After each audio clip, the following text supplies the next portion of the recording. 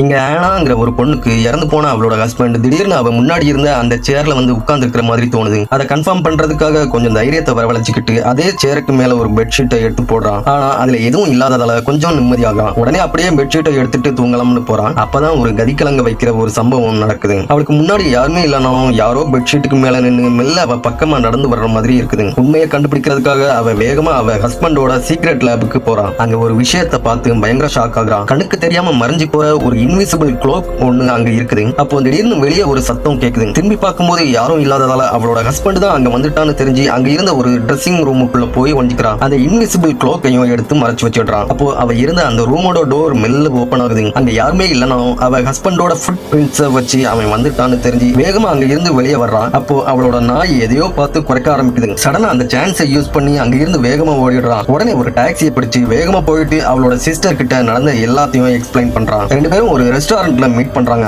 அவகிட்ட எல்லா உண்மையும் சொல்றதுக்கு முன்னாடியே ஆனாவோட ஹஸ்பண்ட் கண்ணுக்கு தெரியாம அங்க வந்து அங்கேயே அவளோட சிஸ்டரை கொண்டுடுறான். ஆனா தான் கொலை பண்ணான்னு நம்பி போலீஸ் அவளை பிடிச்சிட்டு போயிடுறாங்க. அவ எவ்வளவோ சொல்லியும் போலீஸ் அவளுக்கு மனநலம் பாதிக்கப்பட்டிருக்குதோன்னு சந்தேகப்பட ஆரம்பிக்கிறாங்க. அந்த கில்லர் அவளுக்கு பக்கத்துல தான் நிக்கிறான்னு ஃபீல் பண்ணி அவ சொல்லும் போது யாருமே நம்ப மாட்டேங்கிறாங்க. போலீஸ் அவகிட்ட விசாரிக்கும் போது அவ தன்னோட ஹஸ்பண்ட் தான் அவளை கொலை பண்ணினான்னு அவன் இன்னும் சாகலன்னு சொல்றான். அந்த டைம்லயே அதை ப்ரூவ் பண்ண ட்ரை பண்றான். சரின்னு சொல்லிட்டு போலீஸும் ப்ரூவ் பண்ண சொல்லி கேட்கும்போது அவ இப்போ எதுவும் சொல்ல முடியாது. அவன் இங்கதான் நாம பேசுறத கேட்டுக்கிட்டு இருக்கான்னு சைலண்டா சொல்றான். அதை கேட்டதுக்கு அப்புறம் அவளோட க்ளோஸ் ஃப்ரெண்டா இருந்த ஜேம்ஸ்ங்கிற போலீஸ் கூட அவளுக்கு பைத்தியம் பிடிச்சிருச்சுன்னு நம்ப ஆரம்பிக்கிறான். அடுத்த நாள் அவ ஹஸ்பண்டோட பிரதர் அவளை மீட் பண்றதுக்காக வர்றான். அவ ஹஸ்பண்டோட சொத்துக்களை எல்லாம் அவனோட பெயர்ல எழுதி வைக்கலன்னா லைஃப் ஃபுல்லா மெண்டல் ஹாஸ்பிட்டல்லையே அடைச்சு வச்சிடுவேன்னு மிரட்டான். ஆனாவுக்கு அந்த சொத்துக்கள் மேல எந்த ஆசையும் இருக்காது. இருந்தாலும் அவ கோபப்படுற மாதிரி நடிச்சு டாக்குமெண்ட்ஸை கீழே தட்டி விடுறான். அவன் குனிஞ்சு அந்த பேப்பர்ஸ் எல்லாத்தையும் எடுக்கும்போது அவனுக்கே தெரியாம அவனோட பேக்ல இருந்து ஒரு பெண்ணை எடுத்து வச்சுக்கிறான். அவளோட ஹஸ்பண்ட் அந்த ஹாஸ்பிட்டல்ல தான் ஏதோ ஒரு கார்னர்ல நின்று அவளை பார்த்துட்டு இருக்கிறான்னு தெரிஞ்சு அந்த பெண்ணை வச்சு அவனை கண்டுபிடிக்க ஒரு ஐடியா பண்றான்.